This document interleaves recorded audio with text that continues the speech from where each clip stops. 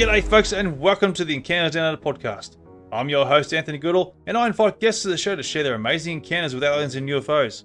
If you or someone you know has had an encounter down under or anywhere in the world for our new segment Encounters Unbound, please get in touch with me via the Encounters Down Under Facebook page or email at australianUFOsightings@outlook.com.au. Be sure to join the Encounters Down Under Facebook page and YouTube channel where you can also get involved during the live stream interviews, sharing your thoughts and opinions during the live show. Also, if you enjoyed the podcast, don't forget to give us a rating and review on your favourite listening platform. But anyway, that's enough from me. Let's get into what you've been waiting for. Kick back and relax with your favourite beverage and enjoy the show.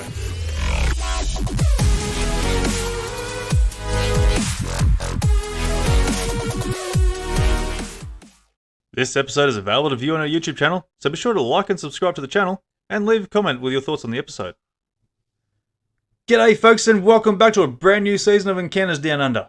I'd just like to say a massive thank you to all my guests for coming on the show and sharing your amazing encounters. It was an absolute pleasure talking to you all and discussing this strange topic that is the unknown. Also, a big thank you to all my listeners for supporting and tuning into the show. I can't appreciate you all enough. I look forward to bringing you some more content in the future, so a big thank you once again to everyone. G'day folks and welcome back to another episode of Encounters Down Under. Grant Lavac joins us back on the podcast to discuss Australia's continuous denial acknowledging UAPs and to see where Grant's inquiries have taken him thus far. If you haven't been following Grant, he has been working hard over the years trying to get Australia to be involved with the UAP investigations. So please welcome to the show, Grant. G'day, mate. How you going? G'day. Happy New Year to you, my friend. Mate, it's great having you. Happy New Year to you too, mate. I hope you had a good year. Good Christmas with your family. I did. It was good to recharge the batteries for a few weeks. Had about 2.5 weeks off work, so good to unwind, unplug, and recharge. So back at it. Looking forward to a bigger and brighter year than 2023. So, it's good to be back on with you. So thanks for having me on. No, that's great, mate. Look, it's great to have you on, mate. It's been a while since I've been meaning to get you on there for a while now to go and get refreshed on what's going on in regards to Australia's sort of involvement or lack of, when it comes to the UAP, UFO sort of topic here, and sort of see where you're if you're doing a bit of investigations as well. You're doing yourself a little documentary there regarding Westall. So you've been busy over the past year. So yeah, it's been a busy last. Well, I mean, like a lot of folks, when COVID, particularly those that are in Melbourne. I mean, we had some of the harshest lockdowns on the planet, and throughout COVID, so many of us just soaked up the topic as much as we could. And I said before, I tried to learn as much as I could from as many as I could, and in 2023, was able to share a lot of updates with those that find my YouTube channel and content of interest, and put together a little documentary as well. I was able to get down to a reunion event, witness reunion event for the Westall flying saucer incident in April of last year, and was a number of all the primary witnesses that were there. A small number of them were very generous in giving in their time and happy to go on camera, and I was able to just record them in long form interview format just on my iPhone, and then kind of cut it all together, edit it all together for a nice documentary that's shy of 90 minutes. So that was one of the highlights of my 2023 was to meet the Westall witnesses, as well as get on site at the Grange where that famous incident from the 6th of April 1966 happened. Yeah, because it would have been quite an emotional sort of event returning there. I know they do it every year, basically, but I'm sure every time they come back there, it's going to be quite an emotional ride for them, knowing that there's nothing there to go and back up their story.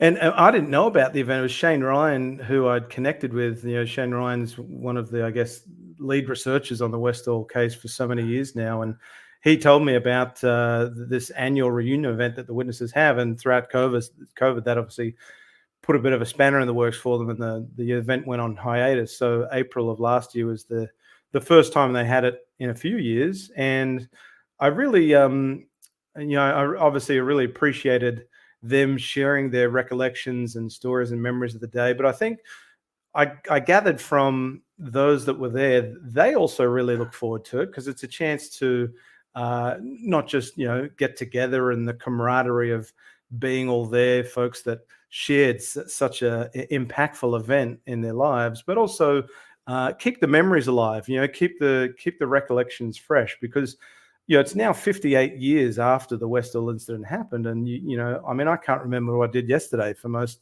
most of the time. So trying to remember what happened 58 years ago, I imagine, can be a bit of a challenge. So I believe it's a good opportunity for them to not just to get together and have a bit of a high five and a hug, and but also share their memories of the day and talk about the ongoing evidence, or the ongoing information that comes out, because I know Shane Ryan is always on the search for more information, uncovering more witnesses. So I think it's an opportunity for them to keep apprised of any new developments in the Westall case and so on. So it was a really good event. Anyone that lives in Melbourne, and I know there's a couple in the live chat, if they do it this year, it's a really good event to go along to. It's open to the general public.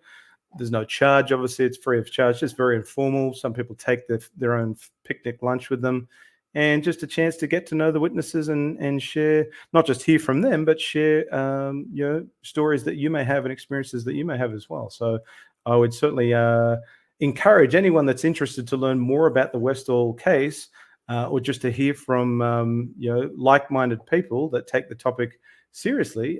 Get along to it if you're interested.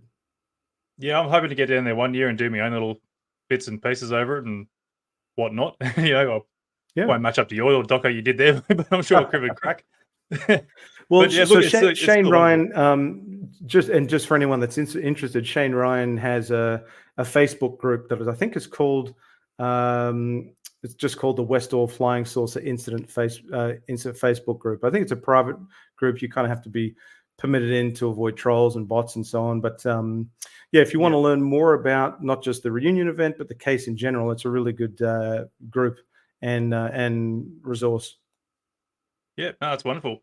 So look, you've done something recently, just before the end of the year there, if I recall, regarding, was it not Aero? Was it Aero? No, it is Aero.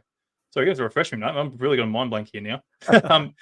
The Australian, the Americans, I think, isn't it? That's not Aero. It's, you might be. I suspect you might be referring to. So in May of last year, Dr. Sean Kirkpatrick, when he was speaking publicly at NASA's UAP Independent Study Team public meeting, he revealed to the world that, this is in May of last year, that he had just held his, being RO, the All Domain Anomaly Resolution Officer, the Pentagon's UFO investigatory body.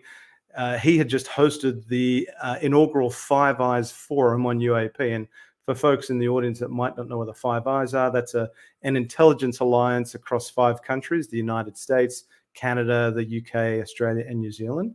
And so when I heard that for the first time from Dr. Sean Kirkpatrick, the now former director of ARA, I was like, "Oh, that's very interesting. I wonder what Australia's level of participation or involvement in that meeting or briefing was," because really, anyone that's followed Australia's interest, or really lack thereof, in the UFO UAP topic in the last couple of years will know that Australia's doing jack all on the topic. They're really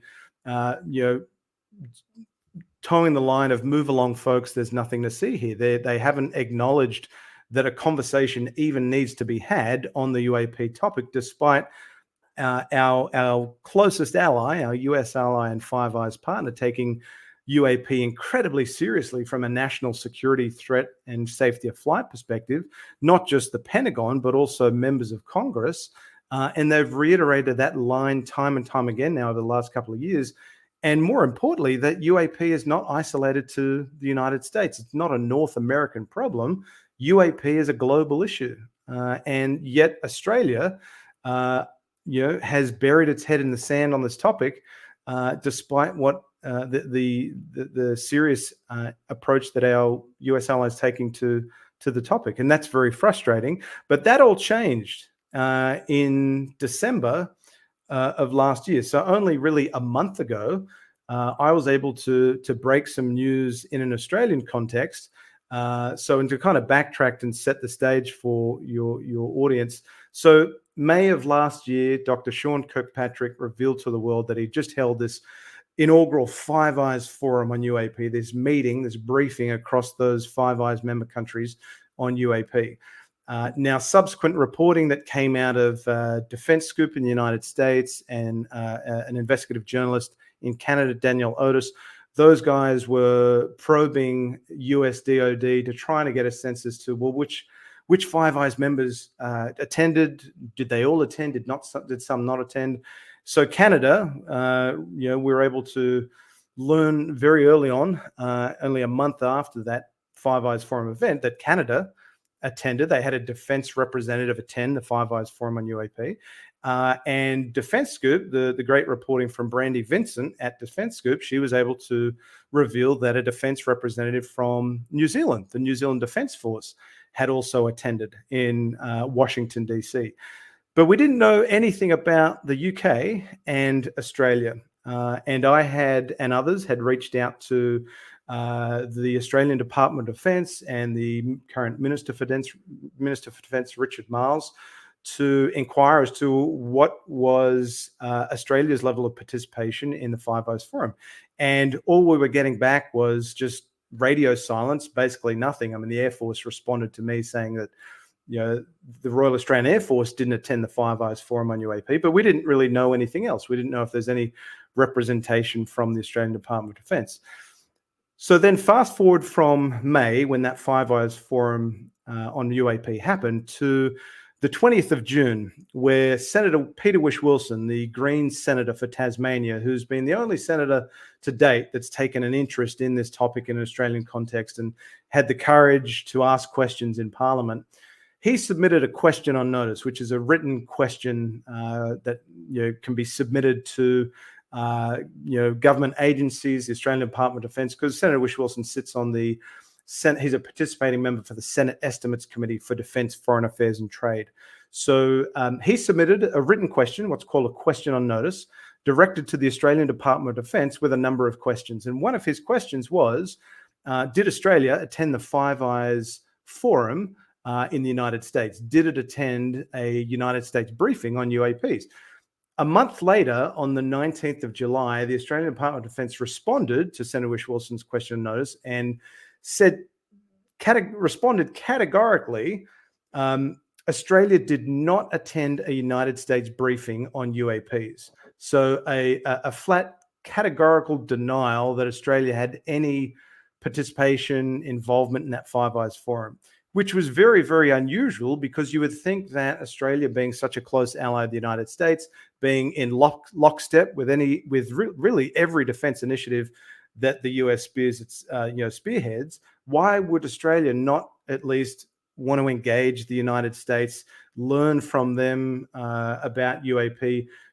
What learnings could they gain from the US's response to the UAP issue thus far? Much like the Royal Australian Air Force back in February of last year sought information and a briefing from the United States, courtesy of the air attaché of the United States in Washington, D.C., on the shoot down of the Chinese spy balloon and those 3 unidentified aerial objects. So they sought information and a briefing on those events because they represented a national security and safety flight risk, but Australia wouldn't touch the UAP topic, which represented exactly the same threat, national security and safety of flight. So fast forward the clock now to the 15th of December, only last month, what's that, a month ago, where the Australian Department of Defence responded to a follow-up series of questions on notice that Senator Whish-Wilson had submitted to the Australian Department of Defence. And those questions on notice were submitted on the 2nd of November. And I know that because I actually had a hand in drafting those questions. You're proposing questions for Senator Whish-Wilson's consideration and his office. So I knew which questions were going to be asked.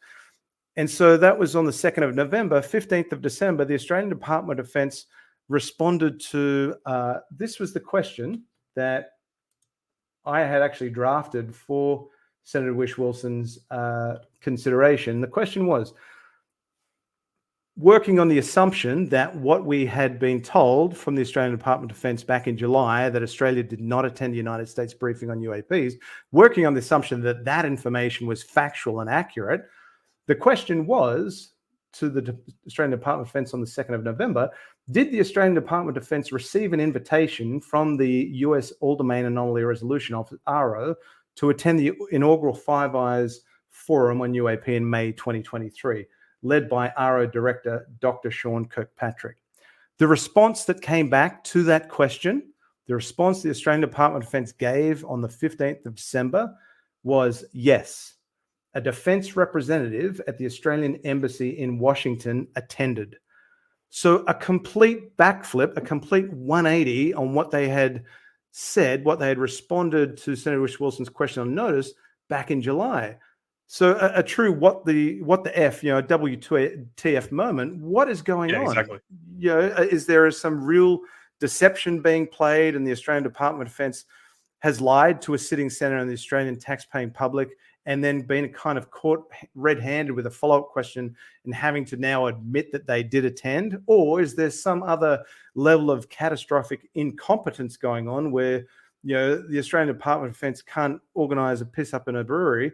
What's going on? Is it a combination of the two? So that's really where we're currently at. We now know that Australia did participate in the Five Eyes Forum on UAP in May of last year. And I've been on a mission since that information was revealed last month to see what information I can request through the Freedom of Information Act to find out, well, who attended, what was the nature of the discussion, what resources and reports and correspondence communications were exchanged prior, during, and post event. So that kind of hopefully brings you and your audience up to speed as to where we're at. But it's going to be a very interesting month ahead, where the next Senate estimates hearing is, I think, scheduled for February. I doubt Senator Whish-Wilson will be able to attend that event, and I can get into why I think that's the case. But I suspect he will have a number of relatively pointed and pertinent questions for the Australian Department of Defence as to why did they lie back in July of last year? Why couldn't they get it right and find factual, accurate answers to his questions when he asked them? So that's a long-winded answer for you, but that's kind of where we're at. Yeah, it's like a Scottish debunker says in the comments, it's absolutely disgusting. The fact that they've lied to us blankly, saying that we didn't attend, and then it had to take 6 months for them to come back and go, oh, actually, yeah, no, we did attend. Like, how does it even get to that point? Like, it just also makes you wonder, like, how much is they actually lying to us as well regarding any other questions or, any other sort of information we're trying to get out of them. It doesn't instill, I imagine, if you're a sitting senator like Senator Whish-Wilson, it doesn't really instill a lot of confidence in you going forward that if you're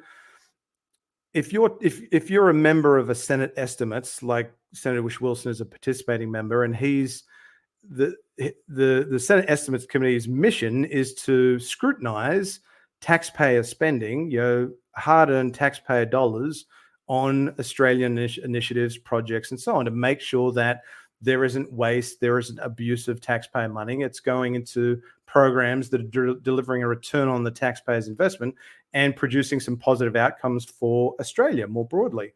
So it doesn't instill a lot of confidence in a sitting senator to know that, well, they ask a question going forward, are they going to get the correct factual answer on other topics? It doesn't really give them a lot of faith that the Australian Department of Defence is going to exercise its due diligence to really, dot the I's and cross the T's and come back to him with answers that are accurate pertaining to a question that he asked. So I think that's going to be a big part of it going forward. And I suspect there will be some coverage on that in the Australian media in the not too distant future. I can't say more on that, but I suspect that will be something that we'll see in the months ahead. Yeah, and I remember, I think you did it maybe a few weeks ago or maybe a month ago. I can't quite remember now when you did it, but you actually even asked if they're going to start bringing in a reporting system that now because the US is obviously doing that too, and you got a flat out no. Yeah, so that was the other thing that was significant of last year. So in June of, it was probably, I think it was June of last year or even May of last year, I submitted a petition to the Australian House of Representatives, which anyone can do. You can jump on the Australian Parliament House's website. Just if you search for petitions, you can petition the Australian House of Representatives on any topic that is important to you. And for me, I wanted the House of Representatives to consider conducting a formal review of the Australia's position on UAP, and more importantly, consider implementing an investigatory body that would assess the national security threats and safety of flight risk that UAP pose. So that was the petition. We're able to secure 759 signatures, which was extremely, I was incredibly amazed that we were able to get that many signatures. And it was accepted by the House of Representatives. It was then formally submitted to the Australian Minister for Defence, Richard Marles, for review and response. That response finally came back in, I think might have been late November, early December, basically throwing cold water over the entire petition and saying, the Australian Department of, towing the old line, the Australian Department of Defence, sees no scientific or other compelling reason to continue to, explore devoting resources to the investigation, reporting, or recording of UAP. So they really just poured cold water over the petition, which was frustrating, disappointing, not unexpected. I suspected that was going to be the response all along, but the important thing is that's now formally documented with the House of Representatives. It's exposed more people in Australian Parliament, members of Parliament, senators, across the UAP topic, and hopefully we'll start to get other people in positions of leadership in Australia starting to follow Senator Whish-Wilson's lead and ask questions about UAP in Australian context, because that's all we want. We as Australians want our government, people that we elect into positions of authority, and our hard-earned taxpayer dollars. This is a topic that's important to us. We take it incredibly seriously. We want the Australian government to acknowledge this as a true phenomenon, because the United States has admitted that is a real thing. It's a phenomenon that exists. It's not science fiction like the Royal Australian Air Force, members of the Royal Australian Air Force think it is. It's a global issue. It's a national security threat. It's a safety of flight risk. So we as Australians want our government to acknowledge the UAP issue, to get off its ass and investigate it, and to try to come to reach some conclusion as to what UAP are. What can be attributed to UAP. So it doesn't make sense that the fact that they're saying there's no scientific evidence or anything like that regarding that, the Americans are actually even looking into it, but yet there's not enough compelling reason to go and start investigating it to get our nearest allies doing the exact thing. Like, it does not make sense at all. And look at now the interest that the scientific and academic community is taking on this topic. I mean, you have obviously Avi Loeb with the Galileo project. You have Dr. Gary Nolan out of Stanford, who just had the inaugural Sol Foundation symposium last year. You have Diana Walsh-Pasulka has now just started a curriculum on UAP, so an educational curriculum on the topic. And there are other educational institutions that are following suit as well. So why Australia is always so late to the party on particularly on this topic is mind-boggling and perplexing. And I think we now know that Australia has finally entered the ring and is engaged on this topic by way of the Five Eyes Forum on UAP. To what degree their level of interest will be sustained or if it will wane, who knows? That's what I'm trying to continue to get answers to through FOIA and inquiries to the Minister for Defence and the Royal Australian Air Force and Australian Department of Defence as well. So it'll be interesting to see where the topic goes for Australia in 2024. Yeah, like you mentioned before too, like getting in touch with members of Parliament there, and I think it was probably about 6 months ago that I got in touch with you to help me write out a whole segment for reason there for try and send them to the members of Parliament there. I had a crack at them. I went pretty much from all the way from the Gold Coast all the way up the whole east coast of Queensland, basically hitting up every single member of Parliament there. I got mostly automated responses. I had a couple of administrations going, "Hey, yep, look, we're sending it through. You might get a response or not." And that was basically it. Got nothing. Yeah, it is extremely frustrating. Like the fact that you're trying to raise something, a concern, especially like when you the whole links in evidence that we try to present to them there. Like, we presented Grush's testimonies there, had Ross Coulthard in there as well, some of his links there, so they can actually look into the evidence there, what's being presented to the US Congress and all sorts of stuff, and yet they still blatantly ignored the whole attempt to contact them in Yeah. regards to that. And it's extremely frustrating. I feel your pain, brother, because it is. It's a game of consistent persistence. You just have to stay at it, and it's not just members of parliament and senators. It's also the news media. Like there was a number of us, when Ross Coulthard did a wonderful in-person Q&A event in Melbourne in August of last year, and he did one in Sydney in October of last year. I was fortunate to attend both of them.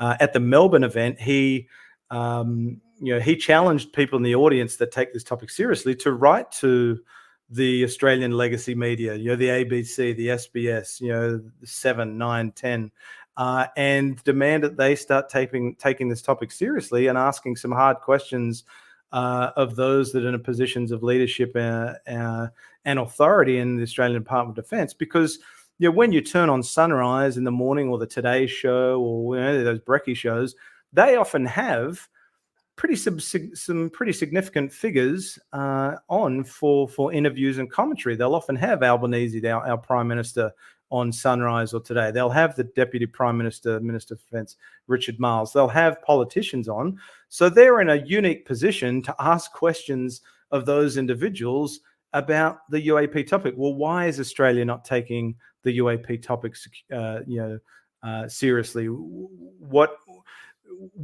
does the Australian Department of Defence consider constitutes a compelling reason that would warrant it to review its position on UAP? These are questions that we as private citizens shouldn't only be asking. It's also those that have a unique and large platform.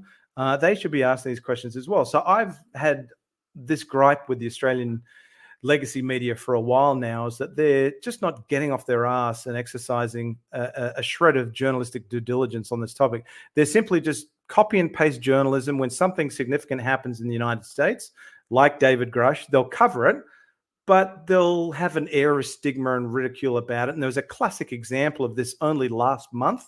The Today Show had they were talking about the IC, the Intelligence Community Inspector General's skiff meeting that he was having with members of the House Oversight Committee in the United States.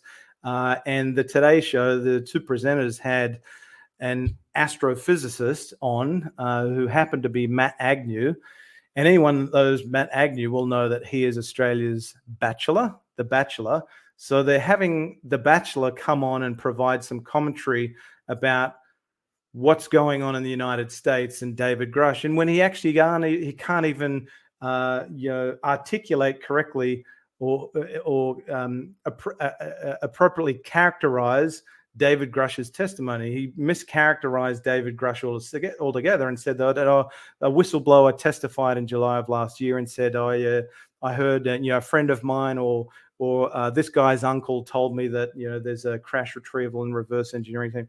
Completely mischaracterizes David Grush's testimony altogether. So I arced up at Today's Show and said, thanks for taking the topic seriously, but the next time you need some commentary that is of value to your listeners, please do better than getting the bloody Bachelor on, and seek out those in the community in Australia that are much more well versed on the topic, like a Bill Chalker, like a Keith Bassett, like a Ross Coulthard. Yeah. I'd be prepared to put my hand up. Anyone that knows a little bit more than the Bachelor and follows this topic much more diligently than someone that's coming on for clicks and ratings.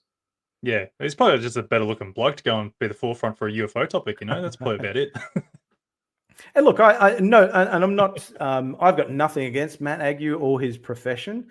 As an astrophysicist, I know that actually only a few days ago there was a similar gripe that Dr. Gary Nolan had against another astrophysicist, essentially saying, I think an astrophysicist in the US referred to many of us that take the topic seriously as UFO enthusiasts, and Dr. Gary Nolan basically said, well, why is it that astrophysicists always feel compelled to talk about the UAP topic when they actually know very little about it. So, yeah, that was my gripe with the media in 2023, and obviously at the end of last year. So, hopefully, we see a changing of the guard though this year with some more, reporters that put some well-sourced, well-researched, and thought-provoking, commentary and some articles that really challenges Australia's lack of interest in the topic to date. Yeah. Which actually sort of brings me to a question or more of a suggestion. Something I've been thinking about for a while now is obviously because Australia's lack of interest in the whole topic at all. I sort of feel like it's time to actually get in the front doorsteps and start protesting, get the whole UFO community together and actually, you know, pitchforks and torches and whatnot and get out there and go, you guys need to go pull your fingers out. We're serious about this. This shit's Yep. been going on for way too long. We've been lied to, we've been pushed back, pushed into the shadows, and yet we're doing nothing. Yet the whole rest of the world is having a crack at this. I think it's time we need to have a go. Look, you exercise your right to peaceful protest if you want. Yeah, if you want Yeah, to get down to Canberra and you've got a placard, or even, I mean, look at in the United States some of the wonderful reporting that's coming out of the gentleman by the name of Matt Laslo. He's waiting in the halls of Capitol Hill in Congress, waiting for these congressmen and women to come out of a meeting or go to a meeting, and he'll catch them on the fly and ask them some questions and record it. And he is getting a lot of wonderful sound bites and commentary, and we're better understanding the positions of these men and women in U.S. Congress because someone like a Matt Laslo is taking it upon himself as a journalist and someone that's obviously wanting, seeking answers to questions that are important to him and many of us in the community. That's an example of some of the things that you could do if you are a journalist. You could take that upon yourself, even if you're not a journalist.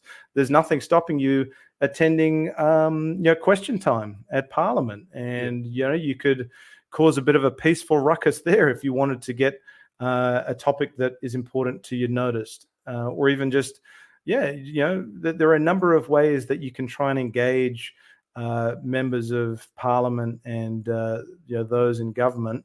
That's peaceful process. Peaceful protest is just one avenue. If you're not having any success with getting on the blower or writing a letter or sending a tweet or the snail mail approach, that sort of stuff. If that's not working for you, explore other avenues as well, and trying to get them, to answer a couple questions face to face. If you're able to get a few minutes with them, however you're able to get in front of them, go for it. It's worth a shot. yeah. Well, I'd like to use you as an example there of like how your paper trail's going there with the responses there. Like we're getting bugger all really. So I think it's about that time there where we actually need to just start really put the hammer down and you know get some Yeah, banners out there and get some people. And I'm thinking I'll obviously run a bit more by off there and see if you were keen to sort of help me organise it. But I'll be the obviously, first one to put my hand up and say anything that yep, can. I'll certainly do whatever I can, whenever I can, to advocate for the topic and try and engage those in positions of leadership in government. So, yeah, if that's an avenue that you want to explore, I'll certainly be there to I'm back you. And sweet. because you're right, it is very frustrating when you put a lot of time, energy, and effort to, uh, you know, stating your case in an email or a letter, and then people don't even bother to respond, Acknowledge it. Yeah, or they do respond with a very pithy 1 or 2 line sentence, which is unfortunately very common for me when I religiously try and reach out to the Department of Defense media team and the Deputy Prime Minister's media team. There's a media email address you can seek an official comment from them on, and most times they won't even bother responding. And when they do, it's just a pithy comment that doesn't really even answer your question. So, yeah, if that's a degree of activism that you want to take it to, I'm there with you the whole way. yeah. Sweet. That's awesome. Because like I'm thinking. We'll get everyone in the areas there. Go to your capital cities, or even if it's too far for you to go to your local members of parliament's front door. Basically, just trying to get a whole bunch of activists worldwide, even if we can, try and get that going. I don't see how far we get, but we'd like to try and sit tight with home first, and get Australia on the bandwagon at least. Start small and then try and reach Yeah. out to the rest of the world there, see if people are going to back us up and start creating their own, peaceful protests and get their own, we want the truth out there. Basically, that's Yeah, I don't think we don't want to go the route of going to art galleries and and throwing red paint on valuable artwork. But I certainly think there is there is value in coordinating groups of people, whether it be in Canberra or at a state level, and it doesn't have to be huge groups. It can just be small groups that you yeah, go to your local MP's office and try and schedule a meeting, a sit down meeting with the MP. If you can't, then you can take placards and you can make your case heard by peacefully protesting out the front of their registered office. There's a lot of things that you can do to try and get people to take notice. And to Scottish debunker's point, the fact that Senator Wish Wilson has not had his questions on notice factually and accurately answered back in July of last year, that's something that you could raise as a concern point, a concerning talking point with your local MP or a senator, saying, look, what confidence do I as a taxpayer have that my government is going to address issues that are important to me if it can't even respond to a senator's question correctly on this particular topic that's important. I mean, that opens up the floodgates for so many other people to question, are they getting sincere, genuine answers to questions that are important to them and a whole slew of other topics as well. So it could open up the floodgates. But yeah, I yeah, think I certainly think there is value in a coordinated approach to try and get in front of the faces of folks in positions of, folks in those that we elect in positions of leadership in government. yeah. I think it's about time. So it's been far too long now. We've just been, like I said, been thrown in the shadows. Everyone's been denied absolutely everything there. Basically, like you said before, like we just want some sort of acknowledgement from the Australian government, some sort of interaction or response, something there to say, hey, look, all right, we are taking this seriously. If we have to, we'll try and even get back into reporting and stuff like that. I've got things out there. I'm trying to get I've got things I can see from work, right, that are flying around, and I want to know what the hell they are. Nothing shows up on the flight radars, anything like that. I can call up the Australian Defence Force, but they're not going to give me any answers there because they'll be like, "Well, who are you? What do you want? What do you know?" They're just go, "No, we can't tell you anything because blah blah blah, national security bullshit." They're going to And tell you to call the cops because that's the current policy. The policy is, when they cancelled the unusual aerial sightings policy, when they washed their hands clean of UAP UFO in 1996 and formally cancelled their policy a number of years later, the policy now is if a member of the general public or the Defence Force observes something in the sky that they can't readily identify or reconcile, if they see a UAP, call the cops or reach out to your civilian UFO organization, your MUFON, UFOs, the other, there's also other now technological mechanisms you can use. Enigma Labs has an app that you can use for reporting on your tablet or your smartphone. I don't know if that's isolated just to the United States, though. I'm not too sure on that. But that's the current position of the Royal Australian Air Force, Australian Department of Defence. If you see something, yeah, feel free to say something, but call the cops, which is far from satisfactory. yeah, because obviously I want to know what the hell they are. They fly around for hours. They look like planes, but obviously there's no navigation lights. There's nothing that I can sort of identify to go, well, okay, it is a plane. Besides the fact that it's lights, it might be landing lights. So Yep. then I'm like, well, okay, they're obviously not doing the correct flight controls, having navigation lights that should be saying, hey, yes, I am a plane. Whether or not Brisbane knows, I don't know. Like, it's one of those things like, do I bring up the radar rooms there, the control towers there and go, hey, can you guys see this? Or is something being reported from your end. They're going, hey, look, we've got things in the airspace here. It's just so many different avenues here where you want to find out what the answers are. It's like whether or not they know about it or not. Because like obviously the national security thing there with us is the defense force know that they're there because from their radars, and do they have any interest to go? Well, we don't know what they are. They're going to take action. What's their response to that? That's what we sort of want. Like if there is things flying around in their airspace and people are seeing these things, what is their response and their action to it? Yeah.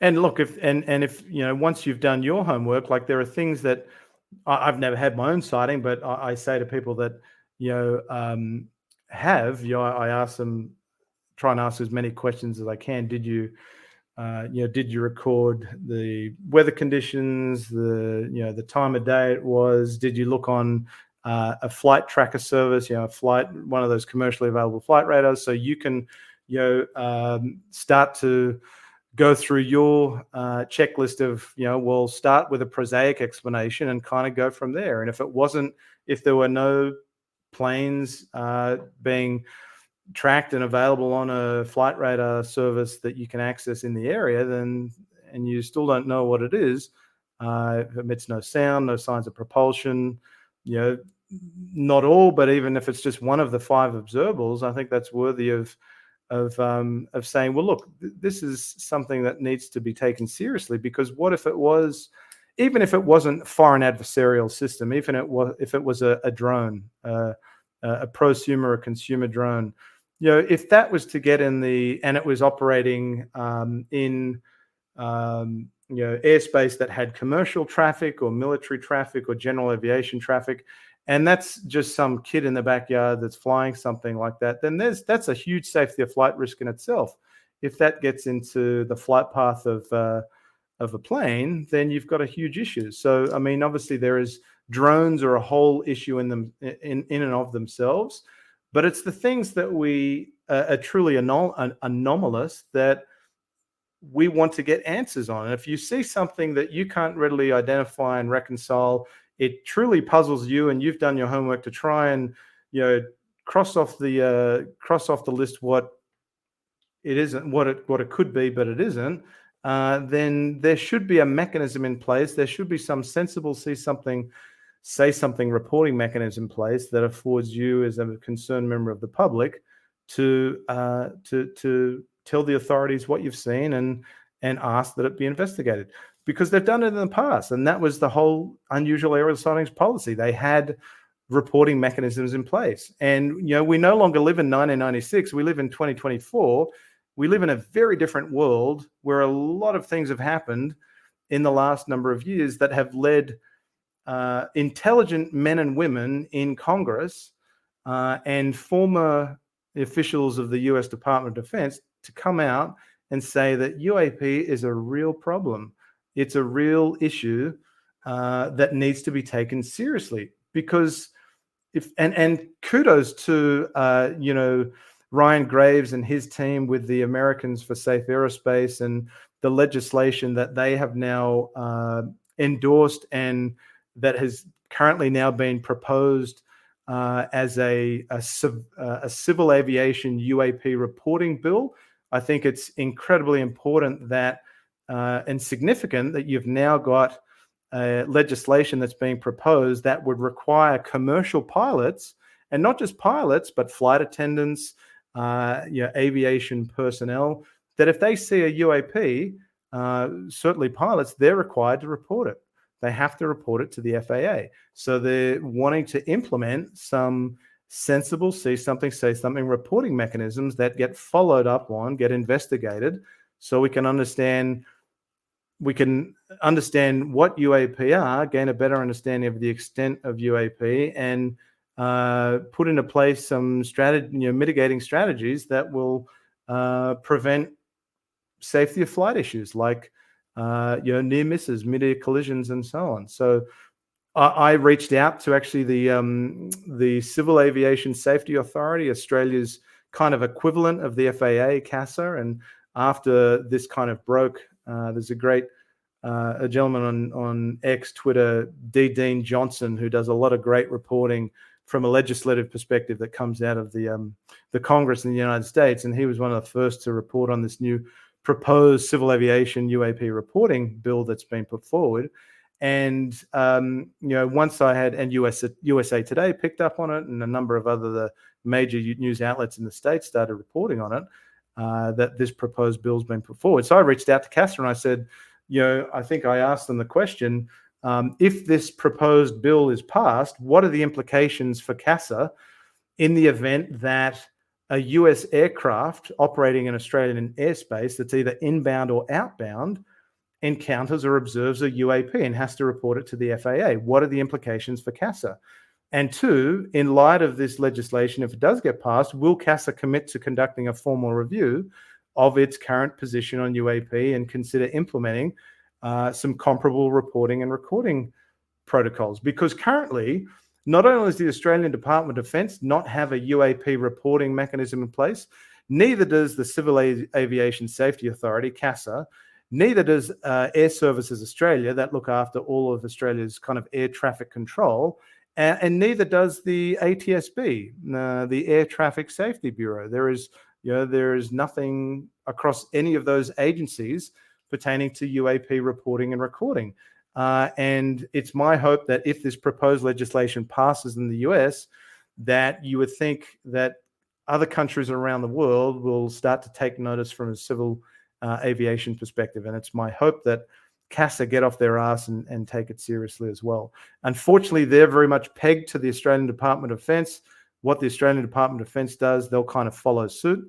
So I think if the defence in Australia started implementing some reporting protocols, I think you would see that flow onto the civil aviation side as well. So again, 2024, interesting to see what happens. I mean, and this is all of this stuff that we're talking about is completely separate from the David Grush stuff. All of that stuff that's taking place that is so incredibly intriguing and interesting that Congress is trying to get to the bottom of. Australia is not even ready to acknowledge any of the stuff that David Grush is claiming or making allegations on. They haven't even acknowledged that UAP is a thing.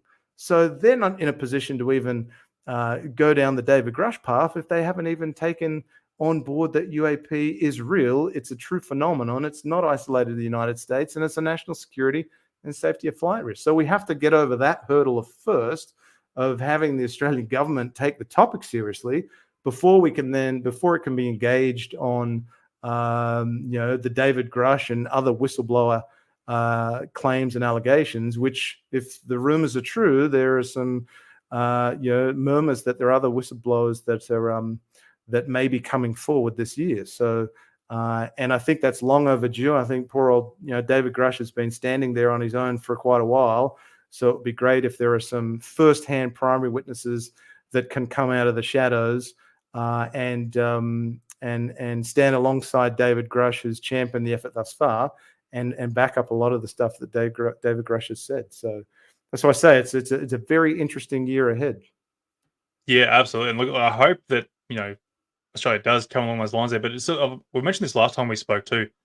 I sort of feel like America has got a lot of power here in control of how much is actually being released, especially from other countries, and that we have no reason to be holding back so much, what we've been talking about. But yet there seems to be a power at play here, and I'm suspecting America is saying, "Hey, like we're taking control of this. You guys stand back and you just deny everything that you know." And it seems the same way as too, like the UK, New Zealand, so the same. Every other country around the world is sort of holding back a bit, going, "We're not really going to release something." I think it was only Mexico and maybe a little bit of Brazil as well. It might be trying to expose a little bit here or there. It depends on if the Mexican aliens were even real or not. It's something's going on here. Like, what's the hell is going on? Why can't countries just come forward with whatever the hell they know? That's the big question that needs to be asked here. Like, why is there such a big holdback? Why they're being so silent about it? Yeah, that's a good question. I mean, the Five Eyes Forum on UAP in May of last year is a game changer. So we now know that Australia, the UK, Canada, and New Zealand are engaged with the US on this topic. So what we learn about Australia's involvement, UK, Canada, New Zealand's involvement in the conversation going forward will be interesting.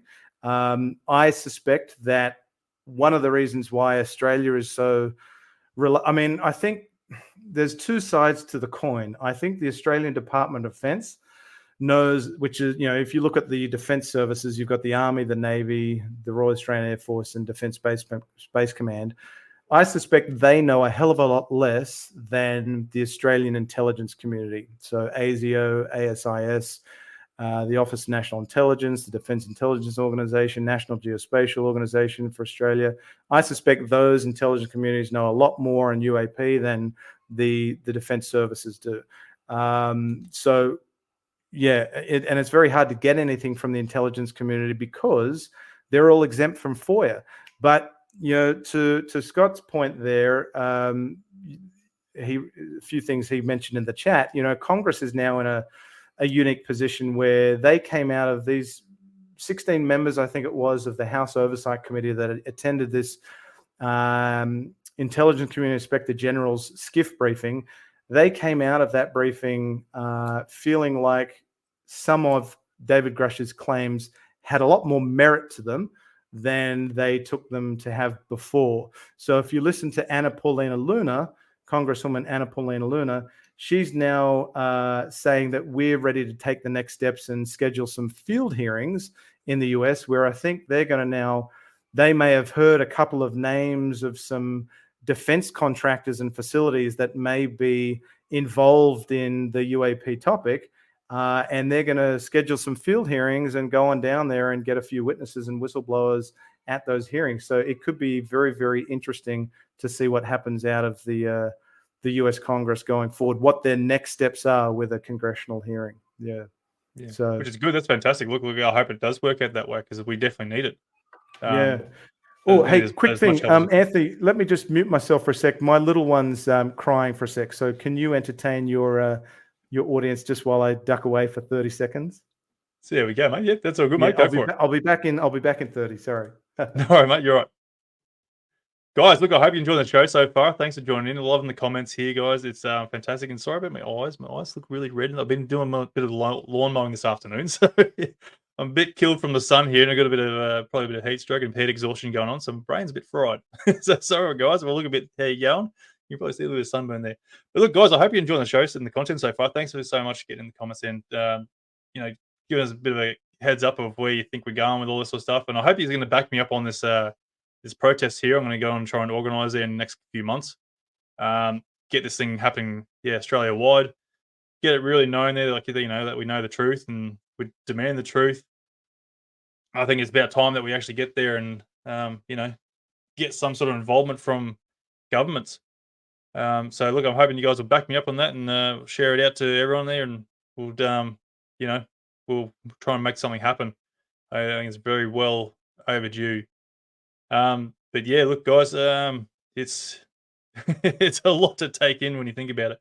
It's an extremely frustrating topic, and we know so much is out there, and especially people's claims and of their own encounters and experiences of what they're seeing and such like that. It's like, why deny all these people are coming forward with this sort of stuff, and yet still America, Australia, all these places worldwide still don't acknowledge these things flying around there.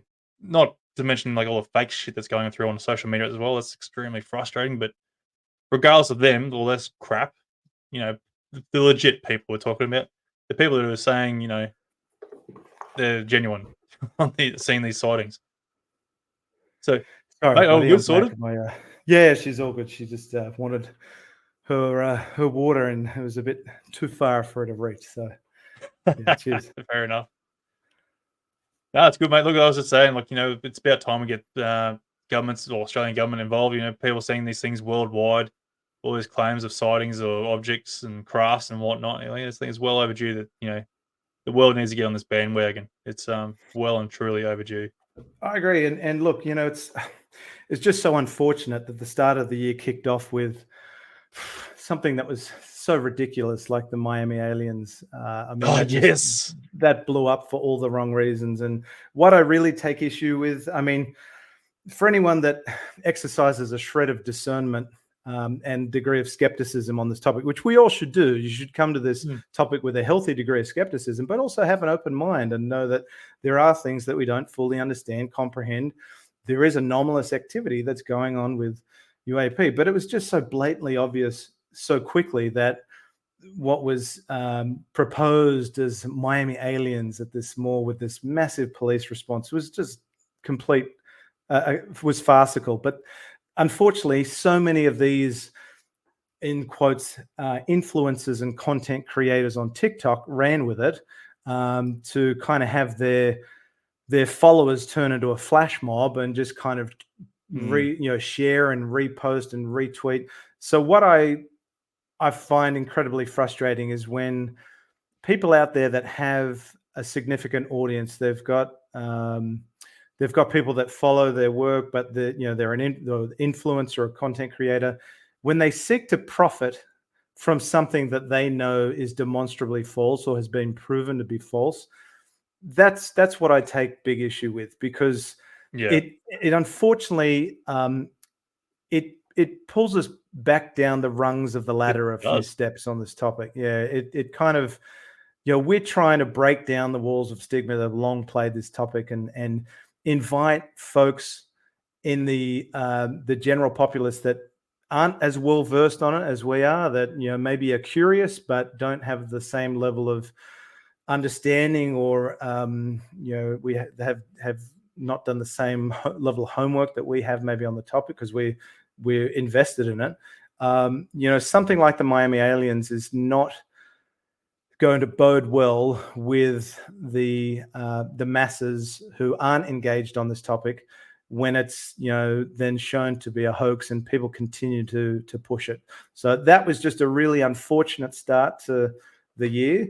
But then, thankfully, not too long after that, you had TMZ's 3-part series, UFO Revolution, that was on Tubi. A little hard to get if you're in Australia, but for anyone that is, a lot of people put shit on Jeremy Corbell, and for good reason, at times with what they, the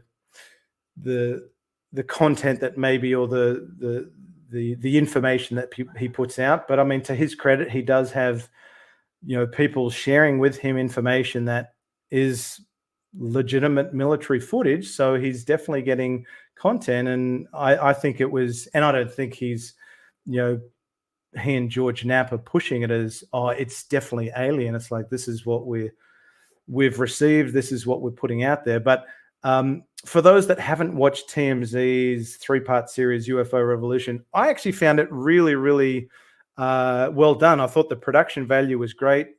For those that don't know the history of the UFO topic, I think it's a really good primer. It's a really good intro to the topic, and kind of brings you up to speed relatively quickly over a couple of hours of where we're on the topic. Obviously, it has a bit of a Jeremy Corbell focus to it, which I found to be interesting. I don't have any gripes with what Jeremy and George do. In fact, I think they do.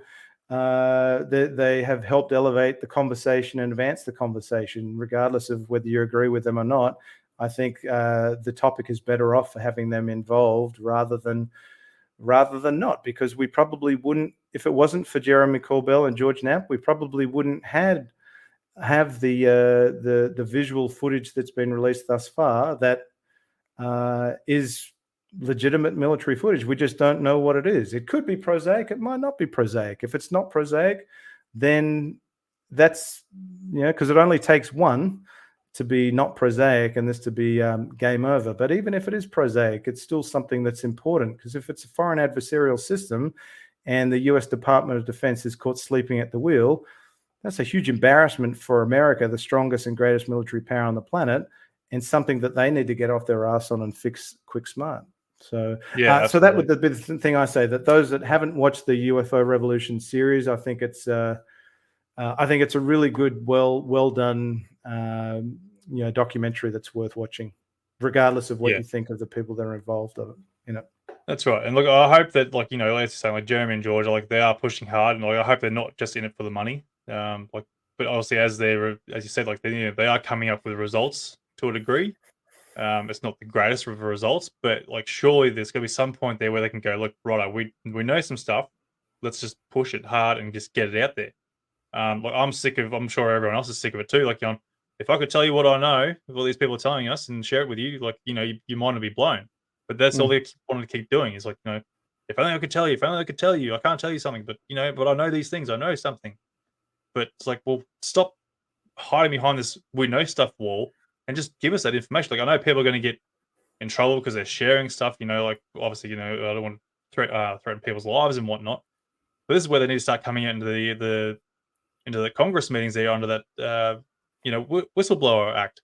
They Yeah. need to start coming through out there. Stop hiding behind this whole bullshit thing of like, I'm getting frustrated. I'm frustrating myself now. No, I You know feel what I your mean? frustration, and look, I would say that where you're at now is where I was. Probably, it was my mindset only changed really in the last 6 months, um, because if you personally haven't been involved with connecting with a source that's of significant value, it's easy to say, oh well, don't hide behind your sources, and the national security card, and you got to protect your sources.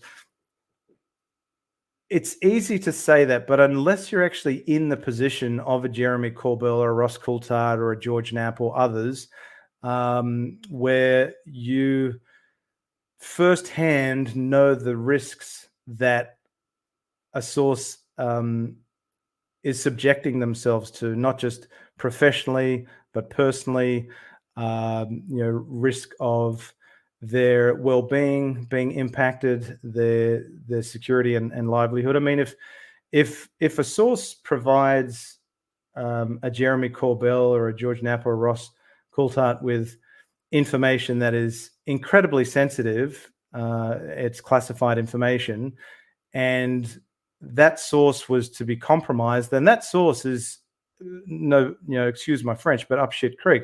They could go to jail for a very, very long Mm, time.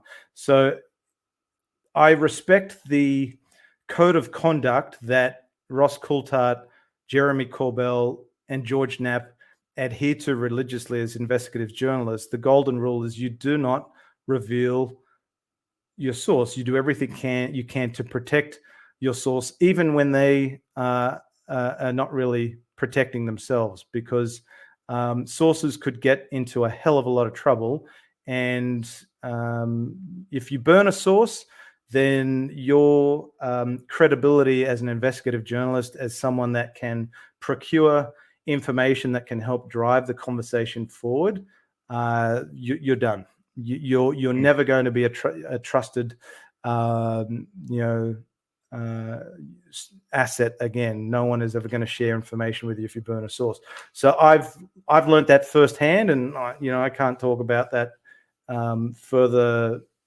But until you're actually in the position where you know what risks a source is subjecting themselves to, it's easy to opine and comment that, well, just give us the information. I'm sure, and that's why I think a lot of people have jumped on Ross Coulthart's back about a UFO so massive that they had to build a building over it. I think Ross probably regrets that he ever mentioned that UFO scenario, because of the heat and pushback that he's had as a result of that. But I get it. I know why he can't reveal any more information on that than he can, because if he does, he jeopardizes the safety, the security, the well-being, the welfare of his source. And if he does that, the topic takes a big hit, in my opinion. The general public will be privy to less information that's been drip fed to us since 2017, and a source is never going to trust you again, and you're never going to have the same value that you once had as an investigative journalism. So I've come mm, to appreciate that about Ross, George, and Jeremy. Others will disagree with me, and that's fine.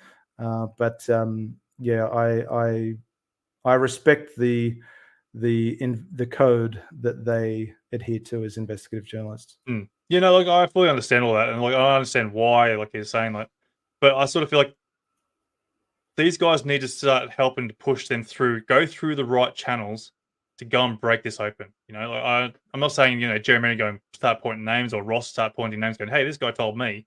I'm not saying that. I'm saying help them push through the right channels, break it open like he's done with Grush. You know, same sort of concept. He's gone through the right channels. He's gone through what he can go and reveal and what he cannot. And now, obviously, because of the Whistleblower Testimony Act is there in place, there shouldn't be any fears of them Yeah, coming forward. So exactly. And look push them how through. Get up the ass and get them going.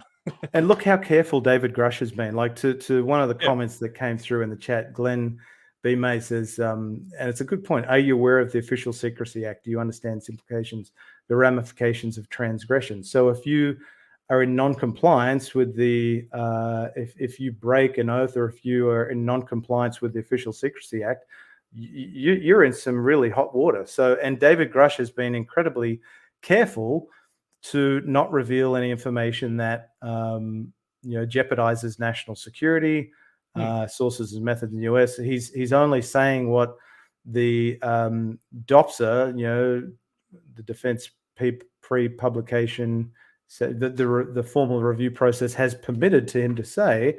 They've done their dotted the I's and crossed the T's and said, well, you can say this because it doesn't jeopardize national security, and it doesn't reveal any classified information that could,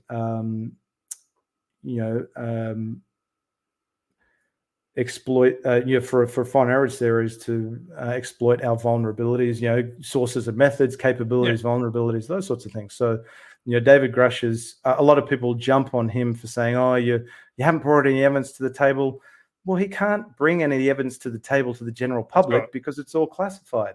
And the folks that are in a position to know that information, thankfully, are the ones that are engaged in the topic in the US.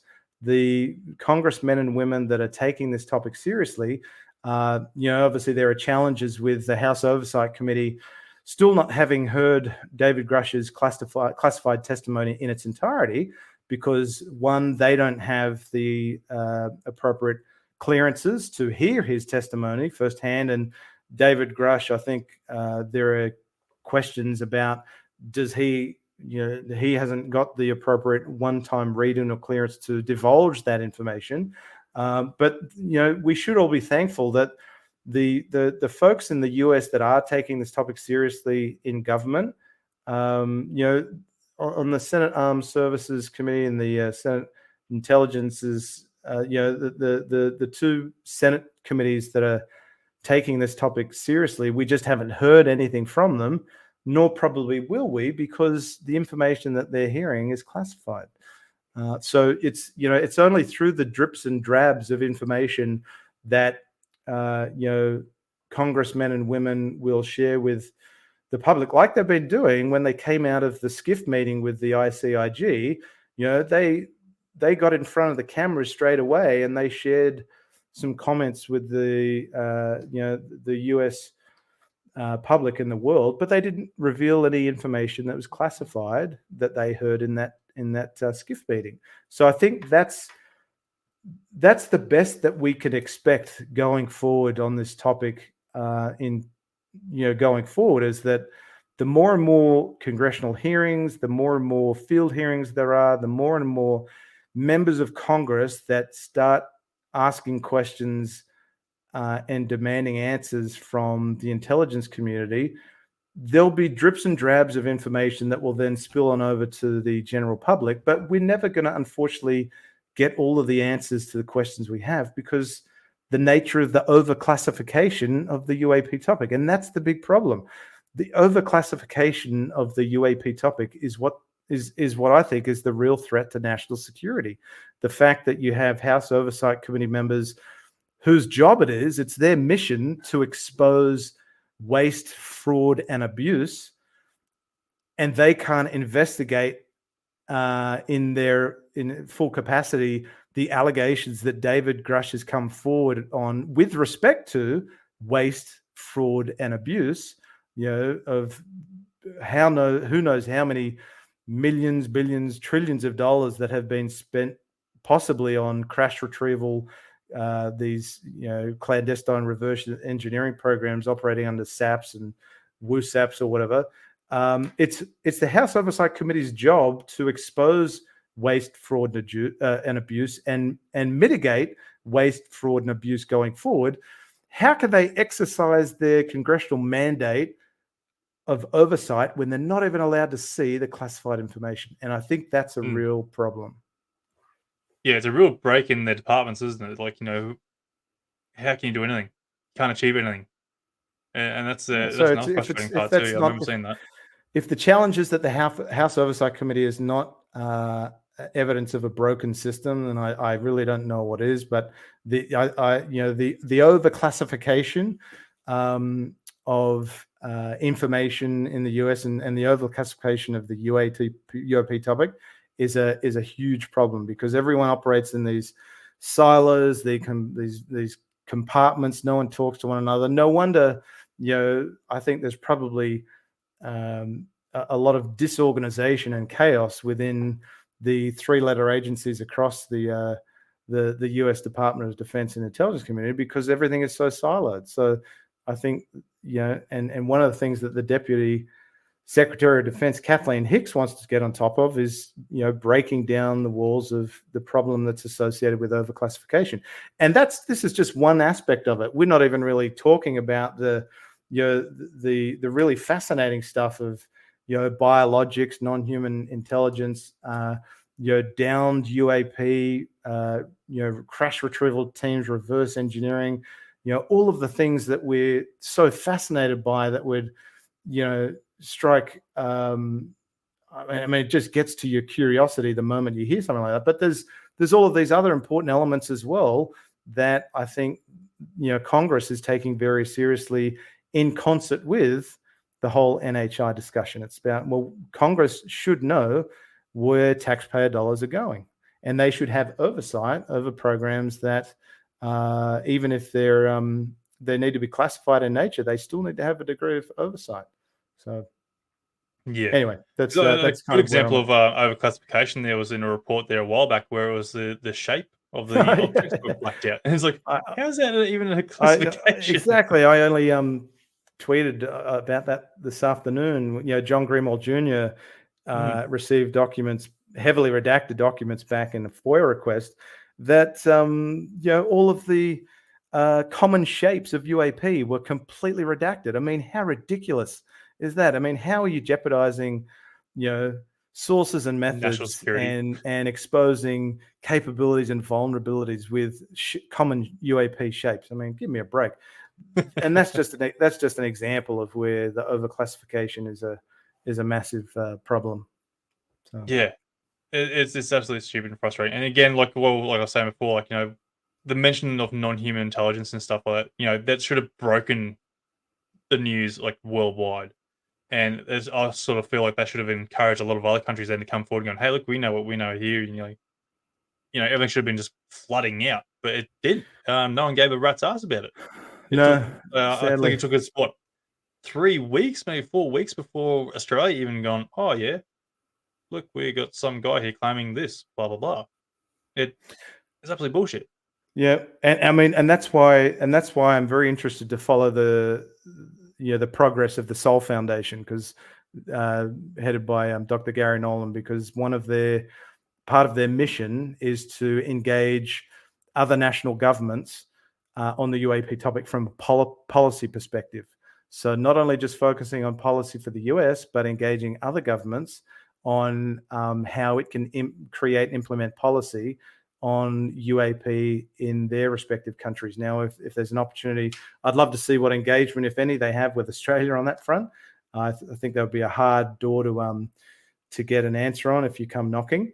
But it's be interesting nonetheless. So, and to Glenn's point, Glenn in your chat says, loving your chat, but you need an Australian context on your conversation also. So, and I agree. We can only go so far with talking about Australian context. an Australian context, because unfortunately very little is happening at the moment in an Australian context. If the Australian government was even a little bit more engaged on this topic and was being a bit more transparent with the Australian public, then there would be a lot more information that we could talk about. But the extent of what we know at the moment is that Australia is now engaged in the conversation, in light of the information that we now know it attended the Five Eyes Forum on UAP. That's all we know. So hopefully the conversation in an Australian context will increase, and broaden later this year when more information has come to light. So unfortunately, we're really guided by a lot of the stuff that comes out of the US. Now, certainly to Glenn's point, if he's talking about Australian-centric cases pertaining to UAP UFOs, certainly, we haven't even really had a conversation about cases and other than Westall briefly at the start. But what I'm really talking about this evening is what drives me, what my passion is to try and advocate for the topic at a government level and at a national defense level. And as challenging as that effort is, I'll certainly continue to carry the torch and be happy to stand along folks that want to carry it as well. So, like you said, with an idea for an activist event. But I don't want to own the conversation. If there's anything else you want to talk about, maybe to Glenn's point, that might be more Australian context related. If it's case wise, happy to go down that path. Yeah, unfortunately, there's not much more I want to go on with Australian side of things besides where we're sort of going with it. Because yeah, as you're saying, like everything's so related to US, and that's like I was saying before. Like the frustrating part is we're so reliant on the US, and obviously, we're trying to figure out where we are going with Australians' involvement or lack of, to put in context. But I was like, next question I was going to ask you is like, now Patrick's out of the picture. Where do you think we're going to go with Aero, and what we might get out of this new mob? Well, I would say, is he out of the picture? If you read Oh the latest article from the Liberation Times, no, I haven't. which is Christopher Sharp's publication, I actually read it only today, and I'll read you a quote. Here we go. So he might be sitting a bit on the sidelines or something, eh? Yeah. So this was, So Christopher Sharp engaged Susan Goff, who's kind of like the U.S. Pentagon spokesperson on UFO. And Liberation Times reported the RO is notably currently without a director, which is true. We know that Dr. Sean Kirkpatrick retired in December of last year. He closed up shop as director. Now you've got an acting director in Timothy Phillips, leading up RO until they install a new full-time replacement to Dr. Sean Kirkpatrick. But the Liberation Times goes on to say the RO is notably currently without a director following the departure of Dr. Sean Kirkpatrick, but Goff, being Susan Goff, did confirm that the former director will continue his involvement as an unpaid consultant. The quote from Susan Goff is, "The department will continue to leverage Dr. Kirkpatrick's expertise as needed and available as an unpaid consultant." So isn't that interesting that he still has a Well, I level wouldn't really of pay for his involvement? expertise as it is because he's buggered up a few little investigations. We had that ball object there that was over in Iran or something like that. I think there was a while back there, and thinking it was the object moving, but it's a bit of like was it the parallax effect? I can't even think what the term is now. Yeah, well, I mean, you look at the cases that RO has been able to resolve.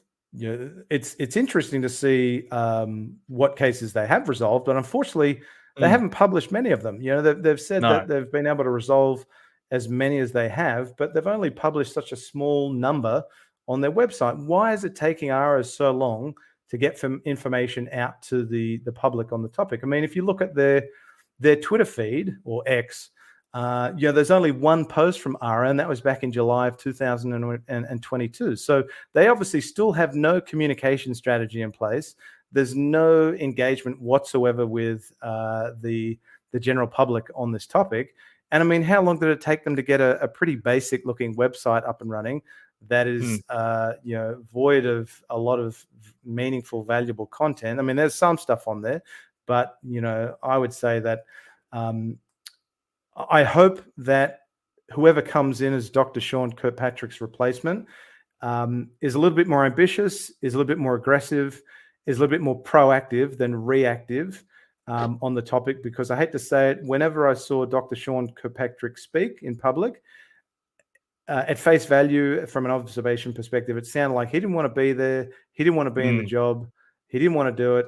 He was just doing it to, get get his retirement fund when he retired. Pretty well.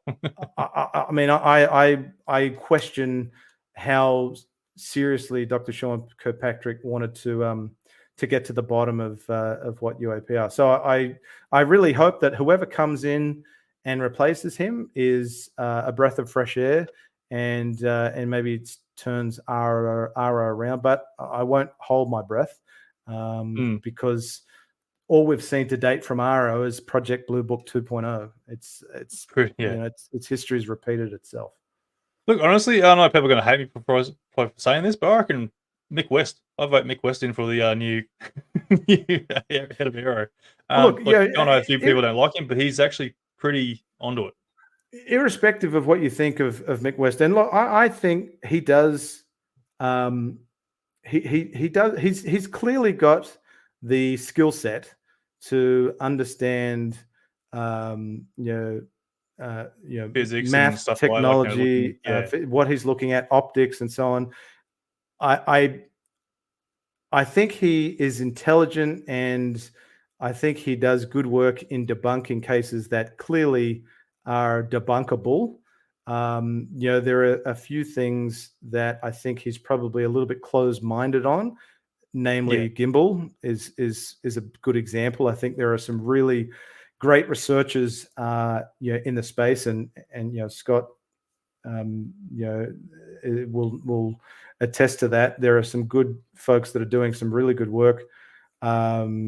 Scott being one of them, along with others on gimbal and other cases that still have a lot of unanswered questions. And I think what irks people or rubs people the wrong way with Mick West is maybe it's being a Brit, the way that he communicates. It can be a little bit sometimes abrupt and come off and rub people the wrong way. But, I don't disagree with you. I think someone of that caliber that comes at it because we all should have a skeptical mind. Critical analysis. It needs it. Yeah, critical and follow the data, not just select data though. That's the thing that I probably would push back a little bit on Mick West, is that, gimbal being a classic example where he'll take into account, the FLIR footage, but he won't take into account, he'll try and discredit gimbal on the FLIR footage alone and not take into account the other supporting evidence, like the communication between the pilots, radar footage that we've never seen the light of day on. You have, and this is what I'm also critical of Dr. Sean Kirkpatrick. I believe that you can't just be selective on the data. You have to look at all of the data and follow it wherever it leads. And I think that is where Dr. Sean Kirkpatrick has probably failed to meet people's expectations. Certainly those that have come forward to ARO with their testimony of, the Maelstrom incident of 1967. You've got other folks that have shared their testimony to ARO of UAP impacting or impacting nuclear facilities and nuclear assets.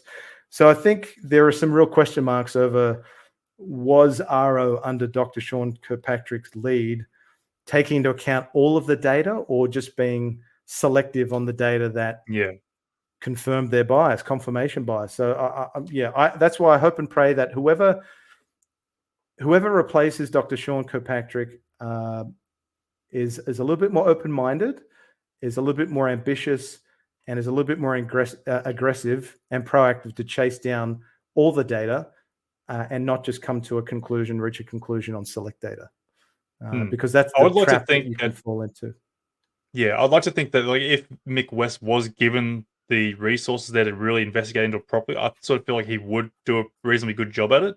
But it also depends on like how much was Kirkpatrick and the rest of the Aero team read into to be able to go and investigate into things properly. Like that's the Yeah, question I there. mean, Like well, how far could they even how long? investigate into something that's going That's, to I mean, in plan? April of last year, Aro, I believe, only had its Title 10 authority. It didn't have Title 50 authority, which would allow it to dig deeper and get information from other agencies that was classified in nature. So, did that